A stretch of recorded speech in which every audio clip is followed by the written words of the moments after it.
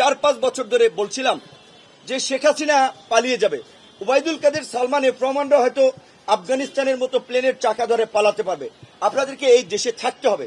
কাজেই আপনারা এমন কিছু কইরেন না ক্ষমতার পট পরিবর্তন হলে জনরোষে আপনাদের অবস্থা খারাপ হয়। আপনারা কথা শোনেন নাই, আপনারা এমন কর্মকাণ্ড করেছেন, এখন জনগণ আপনাদেরকে পাইলে কি করবে আল্লাহ মাহবুদ জানে। তো সেই জায়গা থেকে আপনারা এইটুকু বলবো, আপনাদের প্রধান নেত্রী পালিয়ে গিয়েছেন, আপনাদের কারো কথা ভাবেন নাই, আপনারা কিন্তু পালাতে পারবেন না। একদিকে আইন শৃঙ্খলা বাহিনী, একদিকে সেনাবাহিনী, একদিকে আমরা জনগণ, বিপ্লবী ছাত্র জনতা। কাজেই কোনো ধরনের নৈরাজ্য করার দুঃসাহস আপনারা দেখাবেন না। আমরা চাই যারা আছেন ক্ষমা চেয়ে আপনারা ভালো হয়ে যান, শান্তিপূর্ণভাবে দেশে থাকেন। স্বাভাবিকভাবে রাস্তার যে পরিস্থিতি আপনারা দেখেছেন, প্রাণ নিয়ে কিন্তু ঘুরে ফিরতে পারবেন না। কাজেই দয়া করে আপনাদেরকে অনুরোধ করব, এই নৈরাজ্য তৈরি করার বিন্দুমাত্র দুঃসাহস দেখাবেন না।